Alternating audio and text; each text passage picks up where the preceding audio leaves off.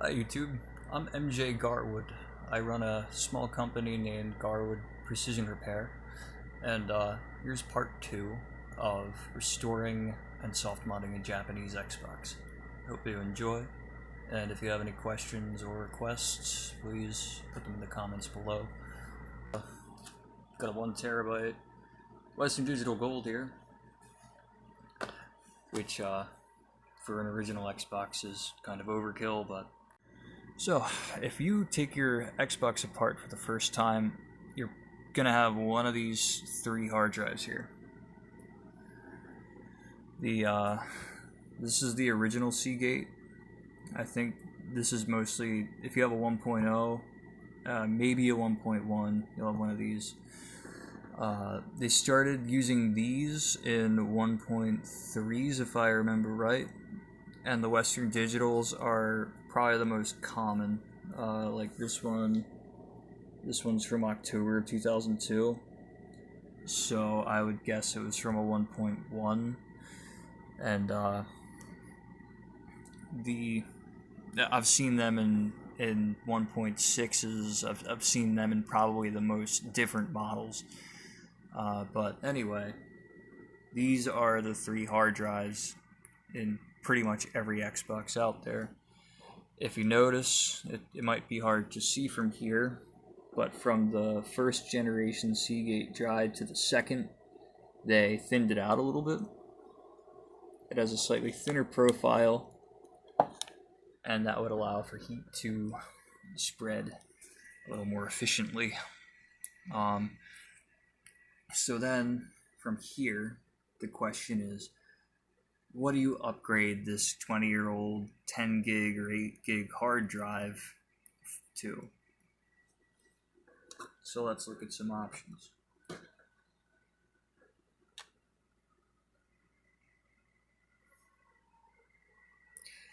For this video, I'm going to be putting a 1TB Western Digital Gold into this Xbox. It's pretty overkill. You really don't need to do that. I'm more or less doing it for 1 for show, and for 2, I got a really good deal on these. Typically, I would just put something like this in it. This is a 1TB Western Digital Green. It's new old stock. You can usually get these for about $30-35 online. They're high capacity. They don't give off a lot of heat compared to, say, one of these, and they're low power. So these are particularly useful. I'd say one of the most convenient hard drives for an Xbox, especially in this market where hard drives are so expensive. Some people recommend getting a 3.5 like this and getting the Seagate variant that's a little thinner.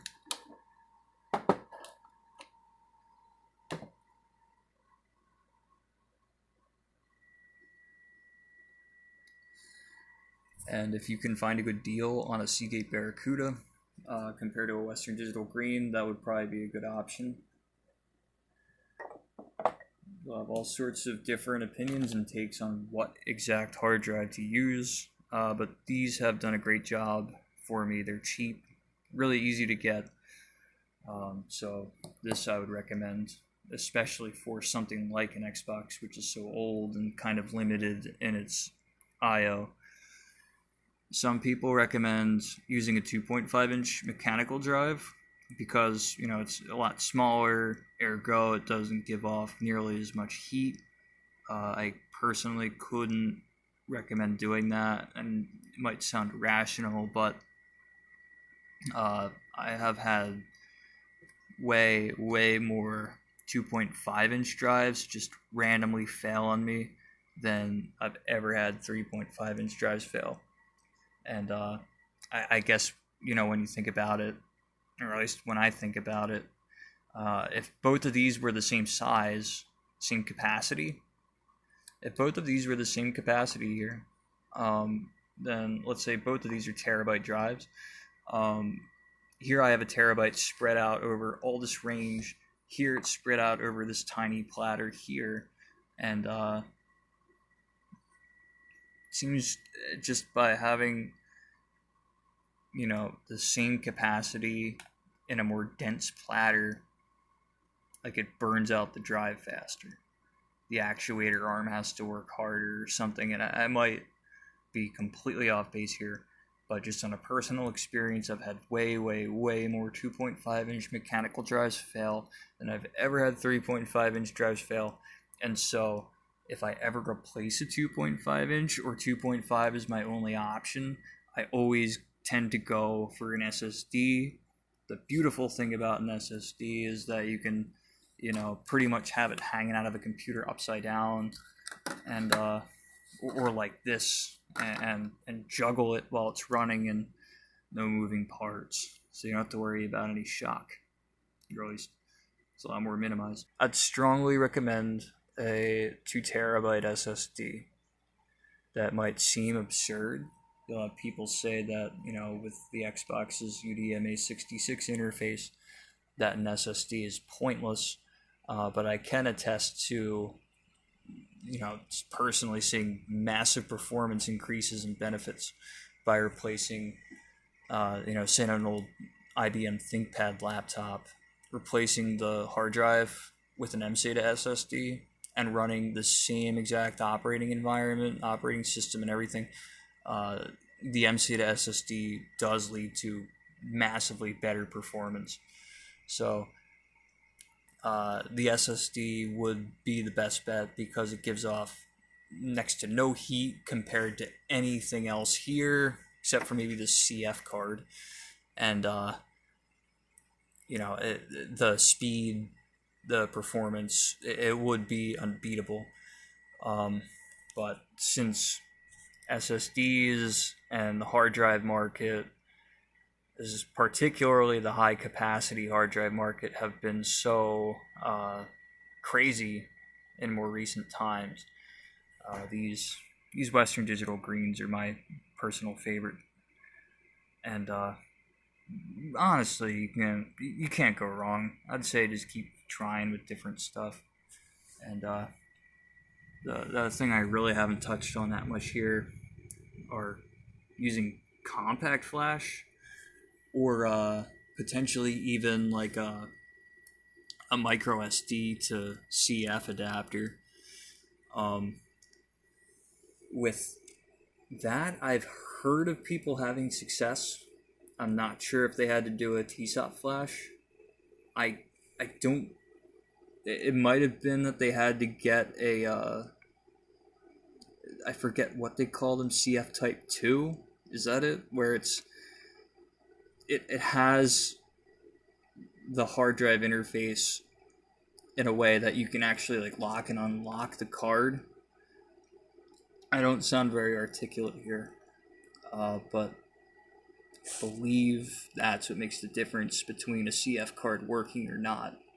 You need to find a CF card that you can actually lock in something like Chimp. So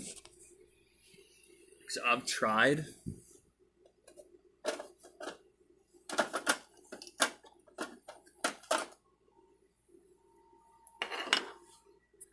For the sake of experimentation, I've tried cloning something like an original hard drive to a CF card using Chimp and going about it with all the proper settings.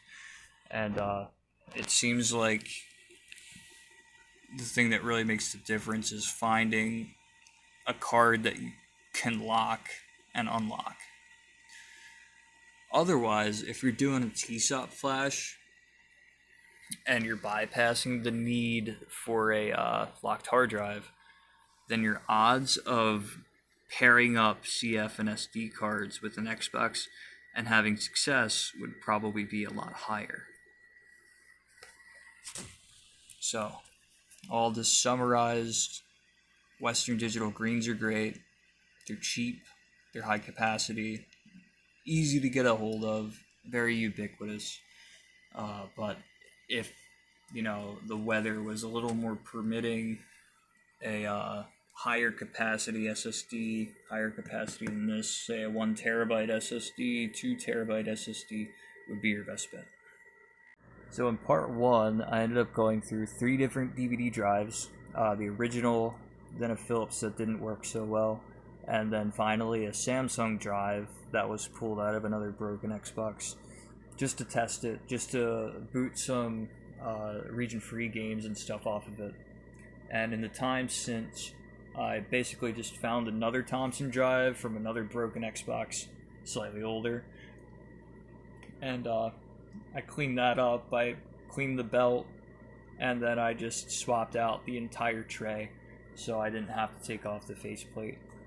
Because let's say I did put a Samsung in here, and since all these original Skeleton Black Xboxes were launch Xboxes, I want to say there's almost zero chance that it would have a Philips drive or a Samsung, and those drive trays are different.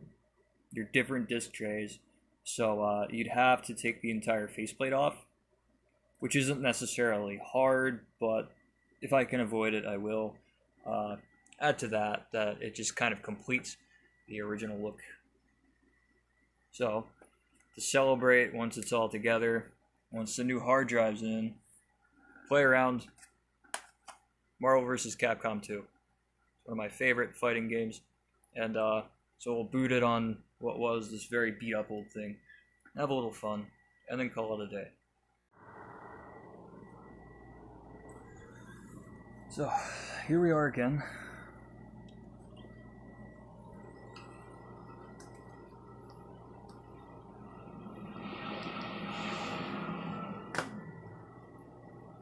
Error code 12. Man, doesn't that look cool.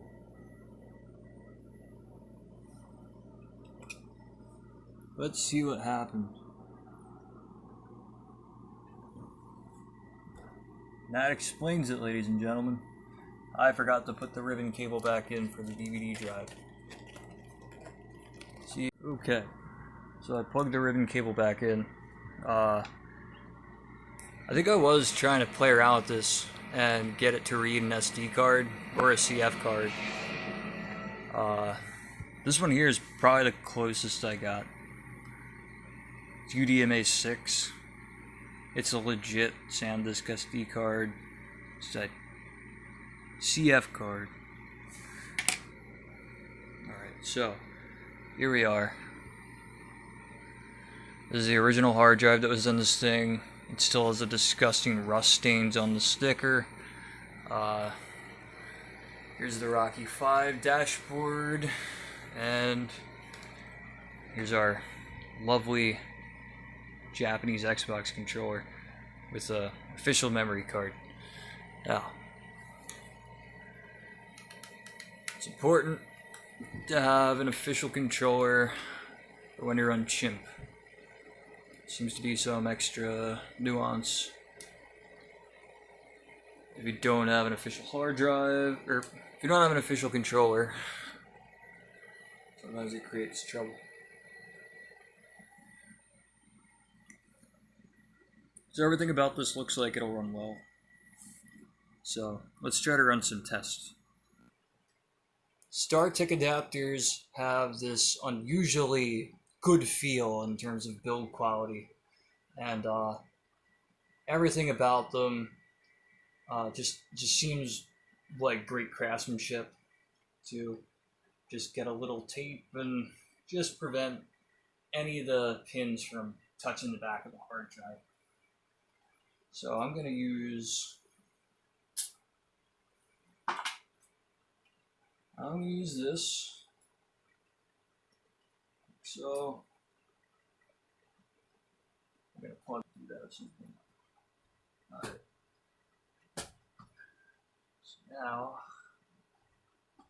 So there's our inelegant setup here to clone this drive. Chimp. Get a hard drive sandwich. There's some DVD cases. I have my parallel ATA port, my IDE port ready to plug in, and then this is on top so I don't have to move anything around.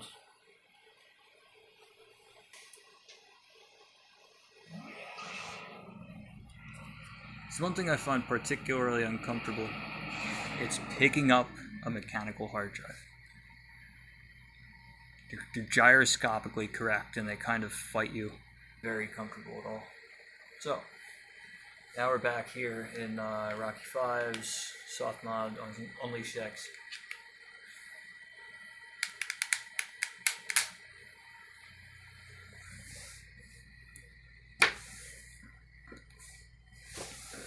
For a second I thought maybe the daughter board on this went, but it was just the breakaway cable. Talk about the best case scenario, huh? So here's Chimp loader.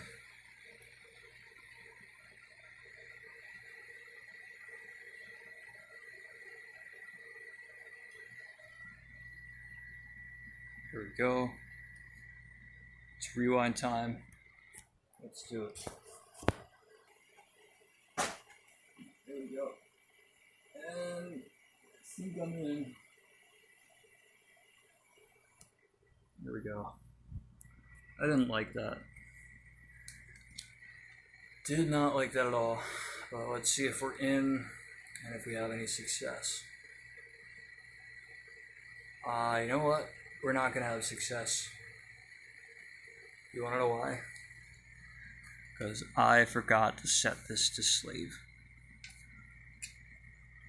So if you have Startech adapter, yep, there it is. I'm on master right now, and since going with the IDE interface and with cloning and all that, I gotta put it on slave. Now I'm on slave. So, let's get Midnight Club 3. Let's make a sandwich again. This is not in any way the most elegant way of doing this, but it's a way that works. So, let's make sure it's on there. Good. So this is in the slave now. And then we got our IDE and master. So we'll turn this back on again. There we go.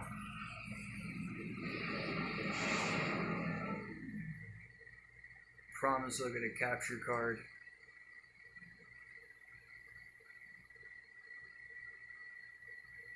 I'm grandfathered into the, I started making YouTube videos in like 2007, and so that reflects the quality of everything. Stuck in 2007. Alright, here we go. So let's do this a little more elegantly this time.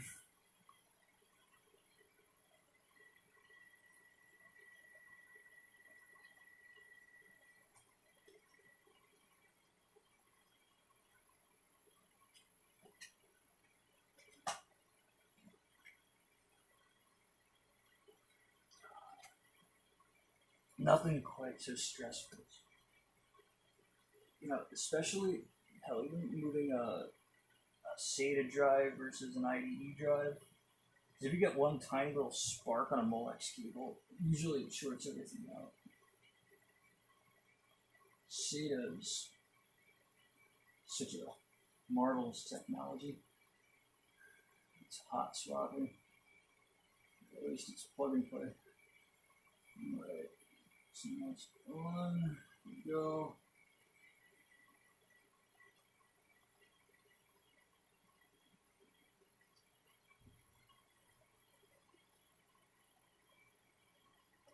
I'd say the one caveat to how lovely these Startech adapters are is that they fit so tight that doing hot swapping with them can be pretty stressful. But here we are. It's in slave.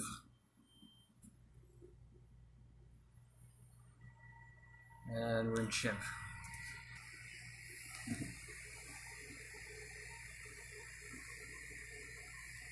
Here we go. You might see failed screens and stuff, but that's just a given.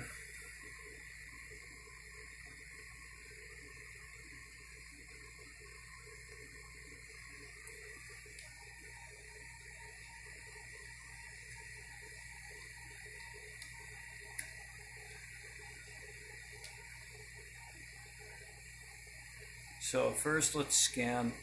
Let's see if it reads it. And what do you know? We got ourselves 2 drives being recognized. Now let's clone from master to slave. And let's do selective.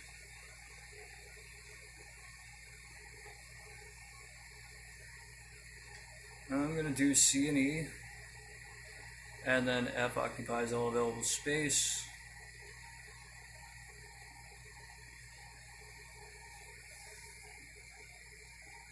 This might take a moment.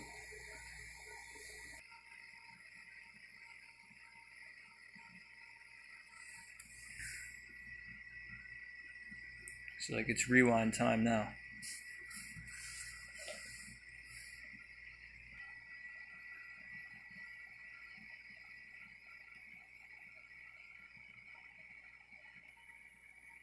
Wait a minute. Right, this is still cloning. We're getting somewhere with it. In the meantime, I'm perusing the season 2 Fresh Prince description, and you know, some of this is kind of confusing. His Philly roots run deep, but even a street smart rapper can wrap his mind around croissants and credit cards, and his arms around upscale hotties. Now, I mean, who can't wrap their mind around croissants? It's not exactly hard. I'm no Stephen Hawking. Nay, not even Professor Hawk. But I do get croissants. Yeah. I noticed with the Japanese version of Marvel vs. Capcom 2 for Xbox that it still has the older version of the Marvel logo. I've played Marvel vs. Capcom 2 on just about every system it's come out on. Everybody loves the Dreamcast version the most, and they're right. I mean, that one really, that has all the extra little features and stuff. And that said, though, I mean, they're all pretty good ports, and I've put a lot of time into the Xbox version, but it has a slightly different logo. So it's just a funny little subtlety. I think the Japanese version of this came out on Xbox probably 6 or 7 months before it came out over here.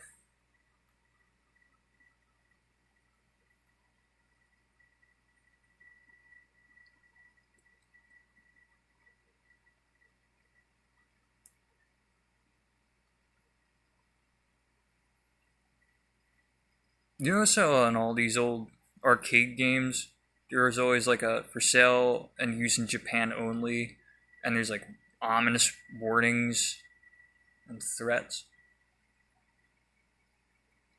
I wonder how many times I've actually followed up on something like that. Still cloning. Oh, we're finished. That wasn't very long. So we'll lock this. Yes. Excellent. Scan the drives again. Both of them are locked. Excellent, excellent, excellent. Okay. So, let's put the Xbox back together. There, just for fun, we'll have both of these here. The little difference between... I believe this is the original here, where it says caution, and then you have warning a little bit later on into the, but still early in the Xbox's life. And then eventually the warning sticker turns orange. You can usually tell all these plastic injection molded pieces, a lot of them have timestamps on them. And this one is from May of 2002. So that one's newer than this Xbox that was made in February of 2002. Here's that little arrow again. I hope I'm getting that on camera. That's better.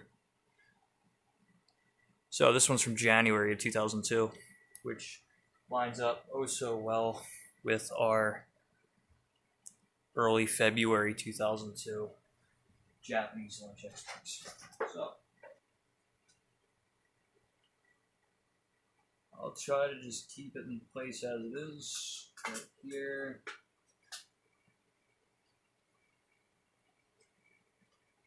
Try to give it a little bit of slack. I want to try, the goal is to have it pretty much line up with where the original Molex cable is trying to go. Now, wouldn't it be great to actually put the screws back in? That would just be, that old man on Hey Arnold said, a capital idea. Does this fit? Yes.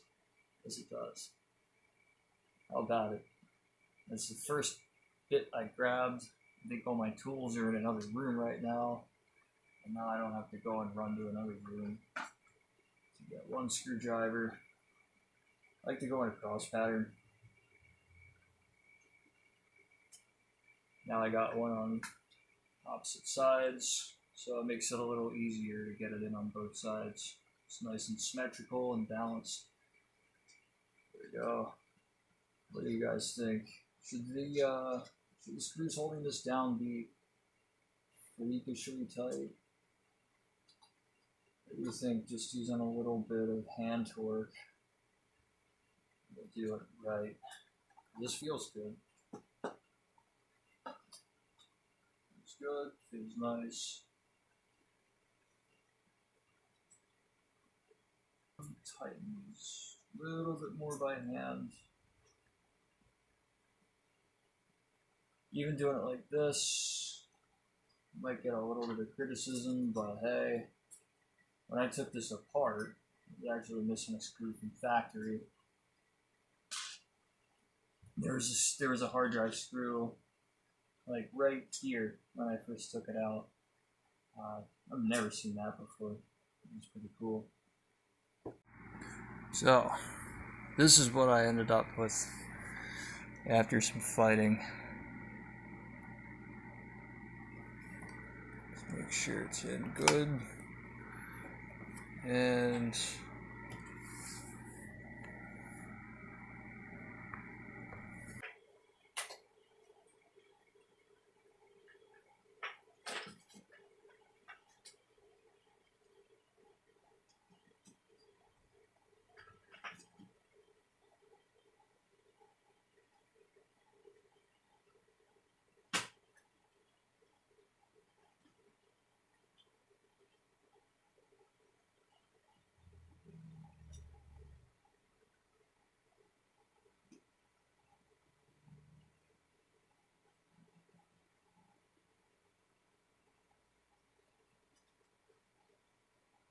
sometimes folding IDE cables,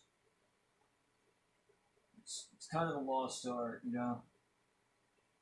You don't want to be too aggressive with it. Like, this was probably done a little bit more than it should have been. Nevertheless, this is what you got to work with. So, you notice I had it the other way around before. It's a little more direct that way. There we go. Just gotta make sure. Really gotta make sure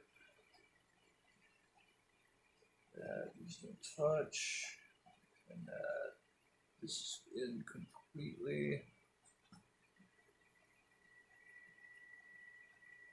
There we go.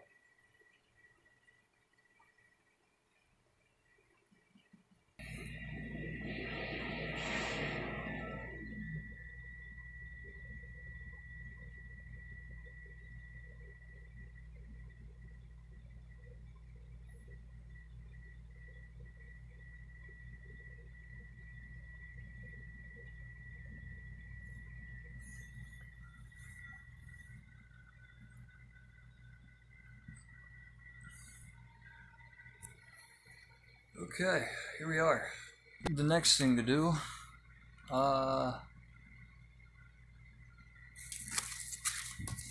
Gotta check the partition.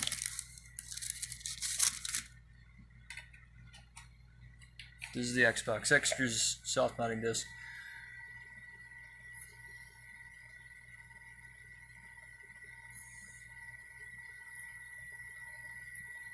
There we go.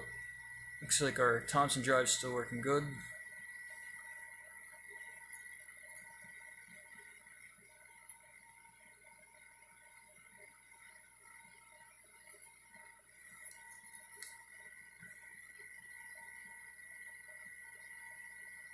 Yeah, I guess with how much that first Thompson drive failed, getting in game with that was, anything was nearly impossible. It did let me install Chimp and config magic from this disk, so really got to give it some credit there.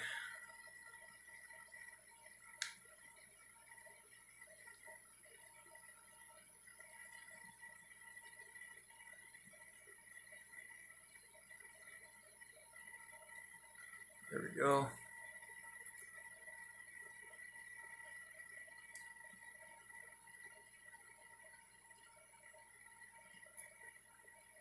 Okay.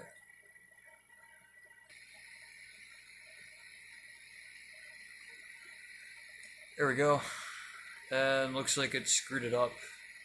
Chimp tends to screw up partitions, at least, beyond E. Usually, sometimes F will just, it won't take up the rest of the volume, or it'll still have a G partition.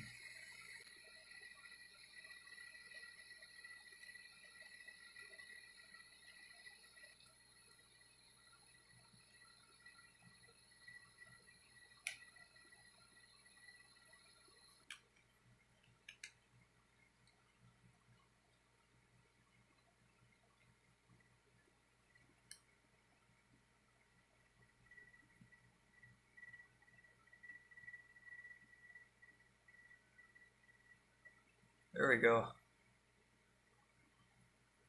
So now I'm going to press start. Try to focus on this a little better.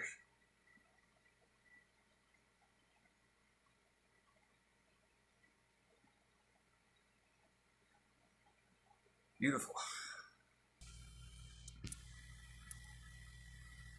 Looks like we're in.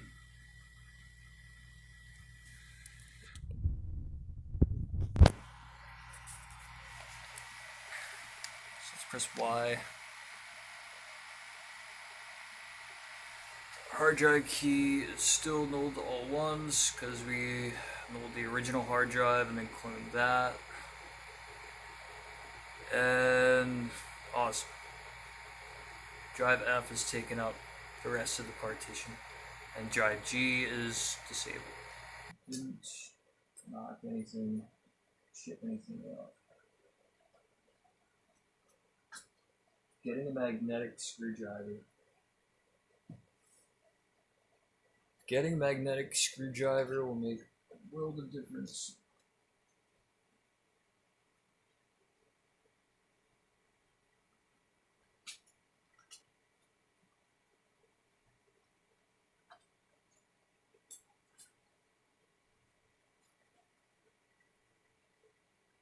Now, I'm going to go slow with this again. Really slow with this. I don't want that RF cage to get bent. Let's see. Oh, would you look at that? There it is again. So I'm gonna lift this up here and just lightly push that back in. There we go. Now once this is in place and secured, this shouldn't really have an issue of conforming to shape.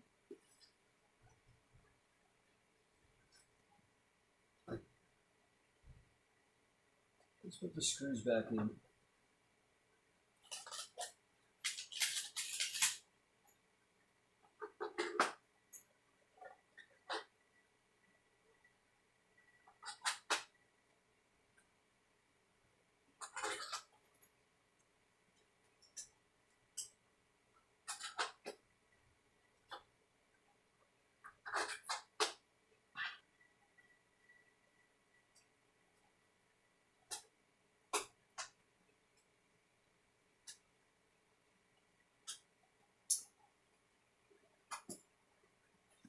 There we go. One Walmart tool bits.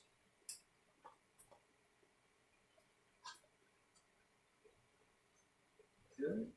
There we go.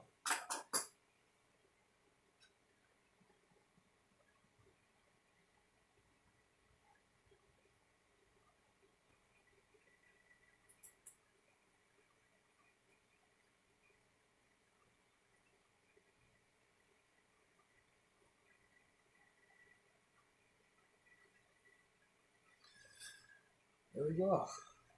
It's nice and back together again. Still has a lot of scratches on it. You have to get close to see them though.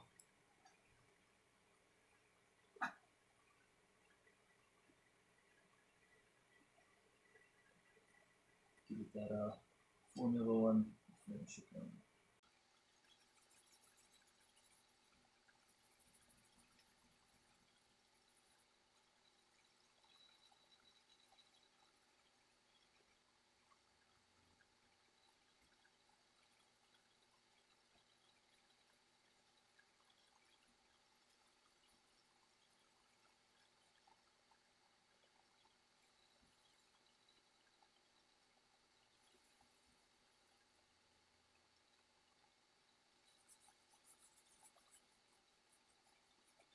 A little better.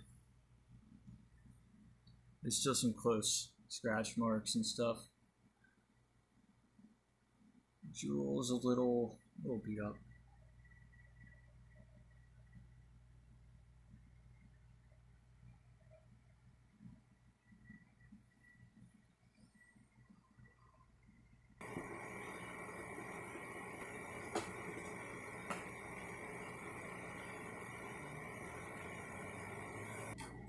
So here we got the controller again.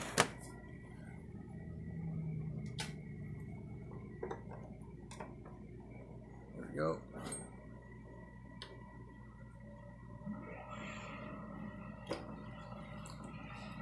Disk drive isn't getting stuck anymore.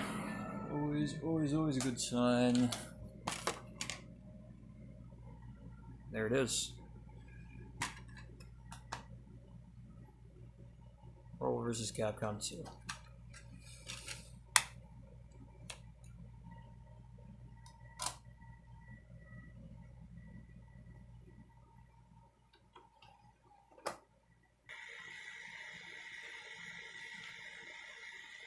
Beautiful. One last thing I'm gonna do. Much respect to Rocky 5, but this gray and white theme looks very soulless. It just looks soulless as hell. So let's go back to the old school Unleash X theme.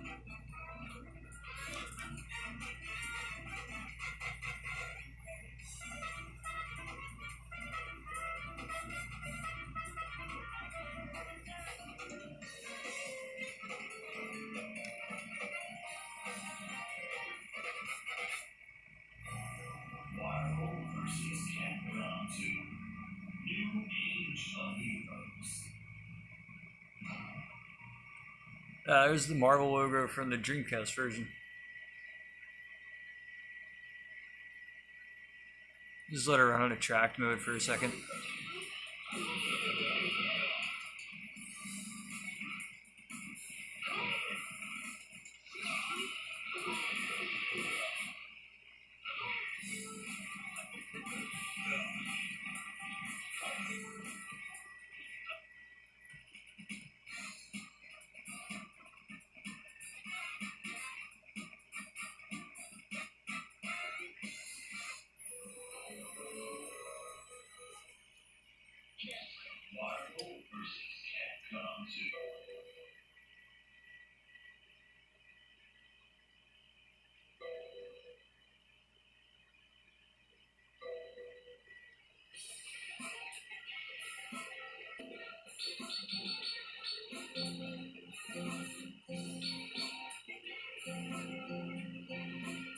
As it should be.